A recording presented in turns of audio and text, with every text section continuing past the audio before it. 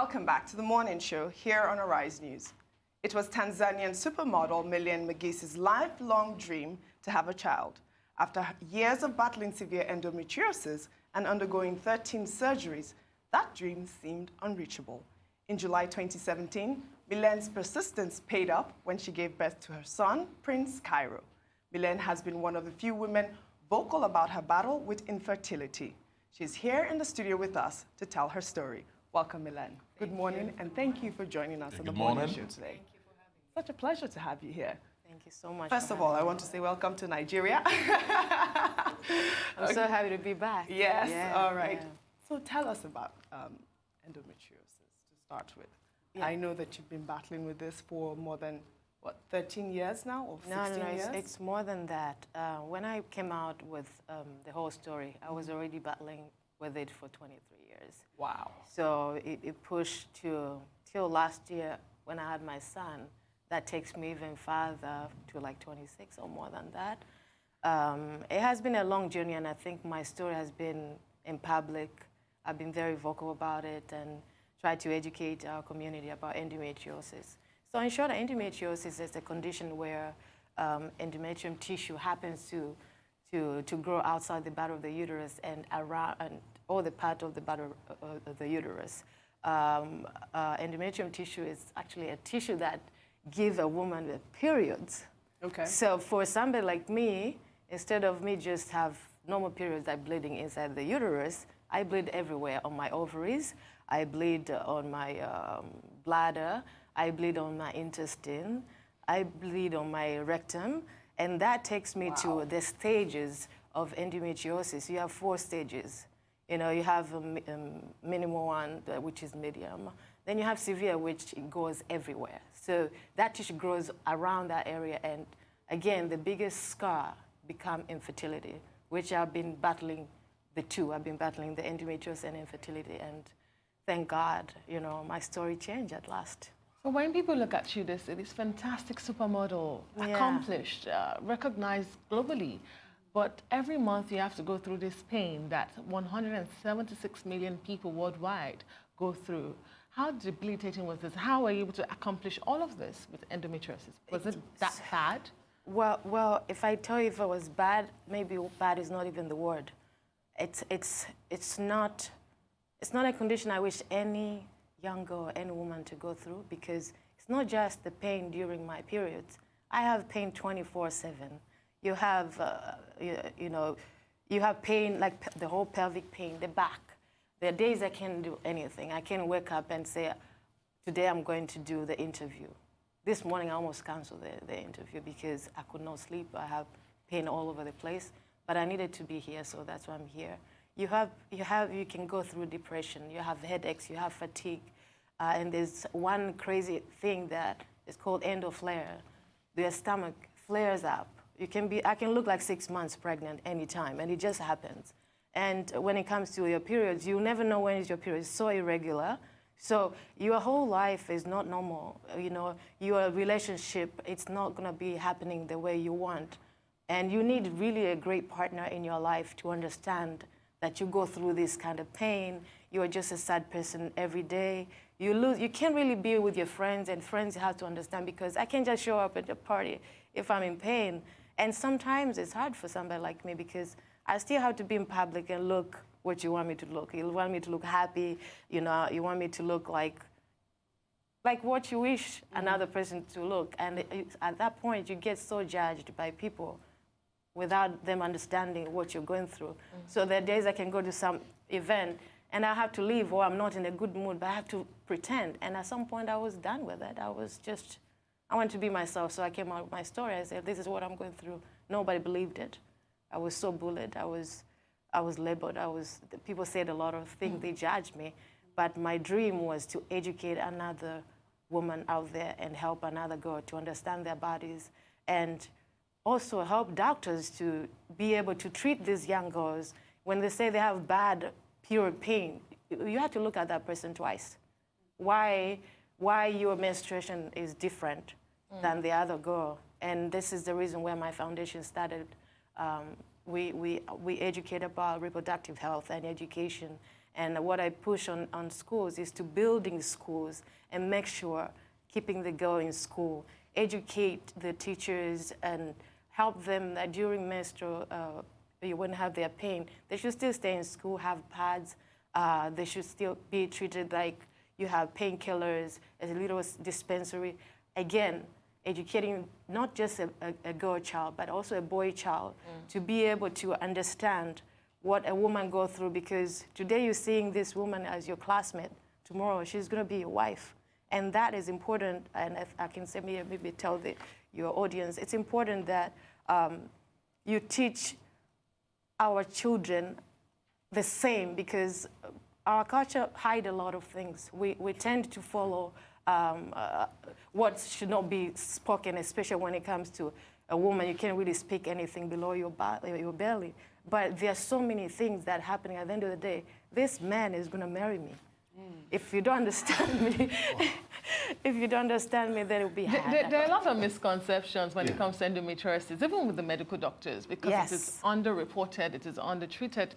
There's no cure for it. But tell me, in these years of suffering on endometriosis, what's the most outrageous explanation you've gotten for it? Oh my God! First, you're lazy. People call you lazy because you're crying about the pain. I'm not joking. The pain is like you're taking a knife and you cut it slow like that. Then it's not the pain I can explain. Are you in pain right now? Because I can see it in your eyes. My back is All very. right. I want to ask this: how has this affected? Give us an explanation, because you gave an interview to an online blog where you're quoted saying that the endo sent you to the hospital every month. How did you cope? How do you live your life if you have to be close to the hospital at every given point in time? When you are away working, how do you actually balance it up? Or do you have to go to a doctor? If you're not in your base, if you're not where you're domiciled, how do you actually cope with all this? So the times in my life, first of all, my family is everything to me. And my father died in 2007. I've been taking care of my family since I was 18 now. And when my father died, I took the whole responsibility. So my work is the most important work, the most important thing in my life, because that's what takes care of my family. And at some point, this condition really got me, but I had a reason to still continue pushing. And at some point, I used to do injections by myself, because when my pain starts, it's crazy. So I do injection backstage, and I'll go on stage. But people at some point, they used to think I take drugs because I'll look very tired, or my eyes will be so red, but I'll be backstage laying down So what is this injection? Obviously, it's pain relief. Yeah, What is it? it's the pain relief, but most of the time, every month. I mean, every month it's not once. I can go on my period 3 times a month, and those times I have to be in the hospital. They give you morphines. I take oxycodons. I take very strong medications that sometimes it used to help just to shut me down and wake up. Still pain is there. Okay, so for the ordinary girl, how affordable is this type of? This is where we're coming from. This is I'm coming to say, look, if you can listen to me, and probably people will look at this because they see me as a public figure, but I would like to speak as a woman right now and a girl who went through this. It was very, very difficult for me, because the same job and the same amount of money I have to divide into my family and my health. It's extremely expensive, because every month you have to go through this 3 times. Then the biggest scar is infertility. I just want to call the government. I know it's so hard to understand the whole disease, and the whole world right now is still trying to do research to understand what exactly it is. So sometimes, especially here back home, we always look at what America is doing, what is the most important thing, but sometimes we don't have to wait what America is doing. We can change the whole plan on our public hospitals and look at a woman first, treating women on issues, reproductive health. Yes. It's important to be treated and be looked at as a priority for a woman, because all these conditions cause a lot of bigger issues of infertility, which can be harder to to manage and can also be harder to be, it's not affordable. So if we cannot bring the treatment of infertility to public hospitals, let fibroids be treated well from the level of public hospitals, from the level of, the cause of what will cause infertility. Fibroids, endometriosis, there's there's there's so many diseases that causes infertility. So if infertility has become a big issue right now, what do we do to avoid what will cost a woman a lot of money if the government cannot bring that treatment of IVF into public hospitals? So I feel like from my side, this is what I can call the government to public hospitals and medical companies or whatever to take the whole to take the whole project in a different angle if we can't do what is supposed to be happening now. Because a child should not be for a woman who can afford. A woman deserves a child. And just before we talk about your son, your miracle child, beautiful boy, I saw his pictures. Let's talk about your foundation. Owning this foundation obviously was to help younger girls go through this experience in a lighter, better way than you did. But really and truly, are these girls having it any better? Have things changed? You were diagnosed at 26. Exactly. 10 years after. Exactly. Yeah. Is the situation any better? Well, it's getting better because there was a story being told. And my story can change somebody else. But what I'm also trying to do is also to bring another woman and be able to also tell the story and change somebody's life again. It has been difficult for me for so many years because I thought I was suffering in silence. Mm-hmm. So I thought I'm suffering alone. But the minute I told the story, I realized that so many, millions of women are going through this, but they don't have a voice. And I believe that God has given me this voice and a platform to be able to speak on behalf of millions of these women. But at the end of the day, I would like what I'm saying to everybody. You learn through somebody's story and take it to change whatever you have, any kind of fear, and overcome it.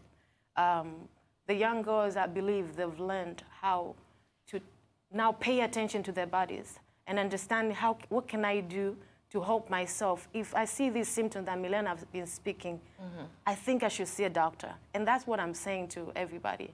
If you're seeing that you have symptoms that I've mentioned, you have bad menstrual pain, you have issues, you have pain during and after sex, you have pain when you're moving your bowels, you have crazy fatigue, you have all that at a young stage or a young age, you need to, if your mom is not listening, see a doctor. And mothers or parents, listen to your children. They are single fathers, they are single mothers.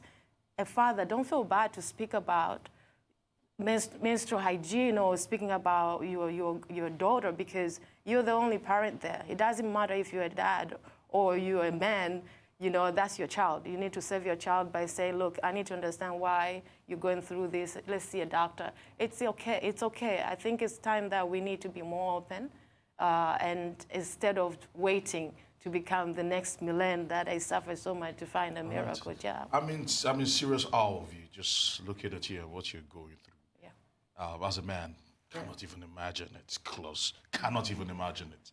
But looking at this, let's not talk about treatment. Is there any treatment to actually put this to rest? Because from little research, of course, one of the more radical ones are surgery, hysterectomy, all right, removal of the ovaries and the rest of them. Come and talk to me. Have you sought treatment? Meaning, is there a cure for endometriosis? Yeah. There's no cure, just treatments. Which the treatment, I feel for me is still the worst because I kept going through surgery till 13 surgeries. Then not what pissed me off. It's like I was doing that, still living in a denial, thinking I'll be okay. So I kept going. But it kept going worse. And they're like, one day, doctor said, you need to remove your uterus. I said, I'm an African woman. You saying that to me, it's like a slap on my face. And I believe I'm not the only one. I'm not the only woman that if you hear that you have to remove your uterus, you just sit down and relax. Oh, nobody. Back home, you pray, you do this. I prayed so hard, my prayers were not what I wanted at that moment. It's All what right, I needed to change the story. Wow. Let us talk about the journey, Yeah. birth of Prince Cairo. Oh my God. Tell us, how did that happen? Did you ever think this was going to happen for you? And what does it mean now after you've had Cairo? You know, faith moves mountains, OG. It's like I fought this battle for a long time, and I was fighting with hope, but I never stopped my faith. I was hoping that God would change my story. Can we have some water, please? 1 second. Just can I? We'll take a little second. Let's just have a glass of water. Millen, you're an amazing woman. I am, like he said, I am such in awe of you. I know I met you, 10 years now? And I've always thought of you as this woman who was just extra. I didn't Yes. understand how extra you were until I've heard your story. And I want the whole world to hear your story. So we'll just take a glass of water real quick, just so you can take a break. Do you need It's actually clean. that? I think we'll also go on a quick break, or No, it's okay, Adeswa. We'll just wait for her for a quick second. So, like I was saying, I met you 10 years ago, and I thought that you were this amazing, amazing, amazing, amazing woman. And now I understand why you are the way that you are. But I want everyone to tell. I want everyone to tell. I want you to tell everyone what it means for you to have Cairo, and how that journey began, and how long it took you to conceive this beautiful boy. I feel complete. I still don't believe I have my son.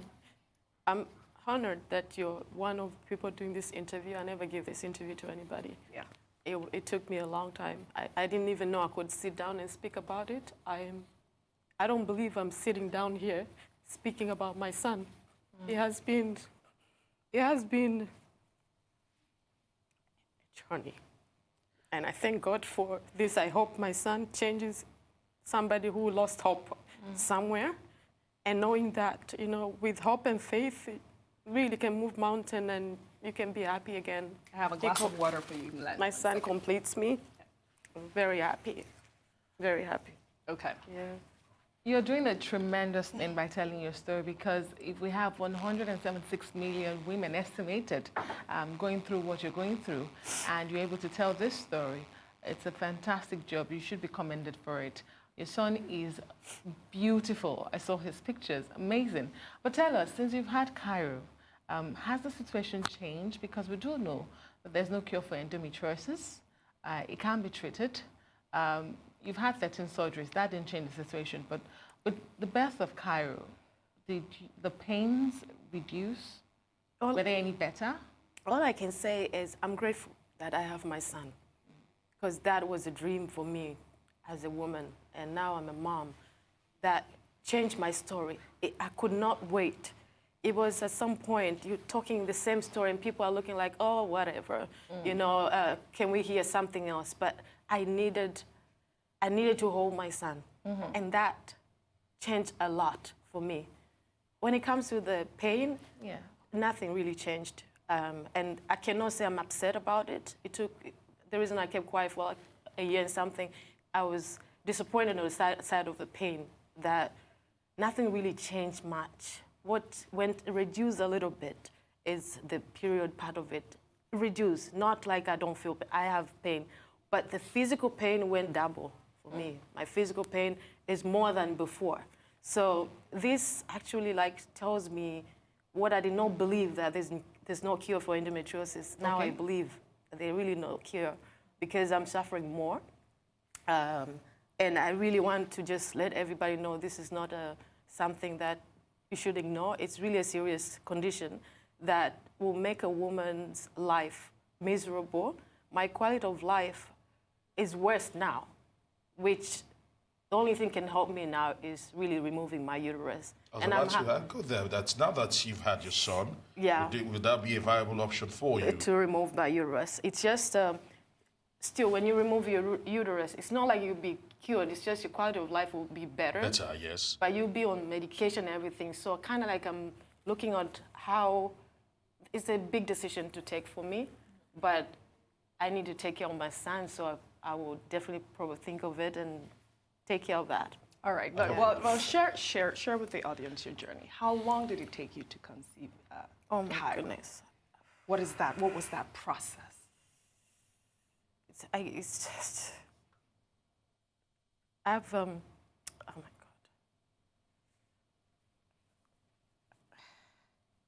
I went through five IVF cycles.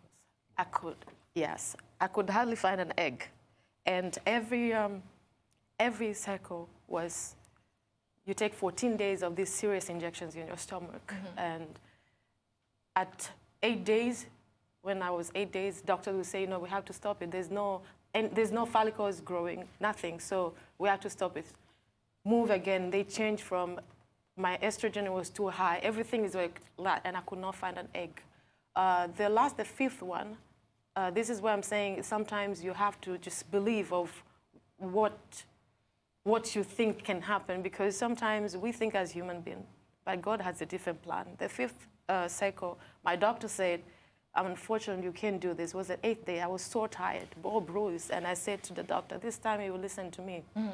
You're going to listen to me because I'm the one who's going through this, spending a lot of money. I take 4 injections a day, which some of the injections are very big, high dose of 450, and I'm the one going through that. I said, I need to finish the 14 days for me to believe that this is not happening. And the doctor said, we can't do that, it's not our protocol. They changed from different protocol to a different protocol. And the last one, they took the estrogen off, because the minute they put the estrogen back to me, everything went lower again. So they were having issues to find an egg. But the last cycle, I said, I'm gonna do this. If you don't take me, I'll go to a different hospital. On the 10th day, you won't believe, 10th day, 5 follicles from nowhere start growing. Wow. And doctors were like, this is impossible. This has never happened. I said, I want to finish days. And on the 12th day, I had eggs growing. The centimeter was crazy because there was 4 centimeters, 6 centimeters. One was 10. One was, I still remember this, 14, and one was 16. I did not believe it. And on a day 14th, there were egg which is 22 millimeter. That's a big egg. That's a good egg. Then there's another one for 2 or 20. Then another one's 18 and one 16. So at the day of egg retrieval, they remove 5, from 0 to 5. Wow. And for me, it's something I have accomplished because my dream was for them to be able to transfer. Transfer is that procedure where the embryo now goes. But because in June, I tried before and my embryo died the time they're supposed to transfer. So it was just heartbroken. So for me, I'm used to losing. I was used to losing. So it was like I needed this to happen for me to believe that my uterus is not really working. And they tried the day of the transfer. It was only 1 out of 5 that created a matured embryo. The time they're supposed to transfer, they're like, there's another matured embryo, you wanted to use 2. And this So you even had the option to I have an option. 2? Yeah. Wow. But all this, I just believe that it's how you believe things can happen. I did not believe, but I thought sometimes I needed this to change. So they transfer that one. I believe I said I would like to do only 1 because I spoke. My friend was outside. My partner was outside. Said just use 1, so we have another option. And I said, God, I think this is gonna work. I think this is gonna work. You have to wait 14 days. It was a nightmare for me. Yeah. And now we understand why Kyra is a miracle baby. Yeah, it's a miracle baby. And for 14 days to be told I was pregnant. They were like, they took blood in the morning, then you have to wait. The suspense was too much. Me and my friend, my sister Fumi, were like, no, we're going to check this. And she screamed, oh my God, we're pregnant. You like that? She just went, we're pregnant. We're pregnant. No, I've never. That's amazing, Millen. Yeah, Completely I amazing. ran like. So now that you're back, you're here. You're in Nigeria to work. Yes, right. yes. What does it mean for you to go from having a baby and now you're back to work and you're, Yeah, so many women go through what I think after the baby I went through. You go through a very important thing in personal. Like you look at your body, you're like, oh my God, I mean, I've changed. How will I get back? And your head go crazy, like, oh my baby, I love my baby so much. You get the pressure. You're under pressure of saying, oh, when will I get back? When will I get back? So I went through the same thing, but for me, I look at my son and I said, baby, mommy's gonna come back, and here I am, and Millen is back. What would you say, as we wrap up, what would you say is the most important thing for girls and women going through endometriosis to have? We know there's no cure, so in your experience, you're in a better place to tell the world and tell people, what do they need the most? You need support. The most important thing is not even medication or whatever. You need support. Somebody to understand. It takes a lot. It's so hard to deal with this alone. It's extremely hard emotionally. You need people who can understand you. Then the medical support is very important. Financial support is higher than what you think. So there are three things: medical support, financial support, and people around you to understand. But where everybody is going to struggle is the financial support. Medications are there. My problem for me to understand why there are certain conditions, if you are able to find medication, why can't we find, how can we avoid it? So I'm very confused when it comes to a situation like that, and I wish things can change so another girl don't suffer like the way I am. I want to say thank you for joining us today and actually sharing your very heart-moving story. Thank you. We actually hope it actually helps sensitize people to identify these things and also lend support to those. Because as a man, I must actually say, today has literally changed my life and perspective about how I see women, especially when they're going through their monthly cycle completely. Yeah, and I'd like to say something to men. that. You guys are so strong to understand a woman. Keep doing that. Thank you. And when a woman goes through infertility, sometimes it's not just a woman. A man can go through that. Yes, so true. love is very important. Very important. And love never asks why. Be there for your wife. And Thank you very keep much that. for coming. Yeah. Thank you so much, Millen, for coming on the morning show. Thank you so much. I am so proud of you. Thank you I so hope much. you enjoy Echo the rest of your time here in Lagos. Shea. All right.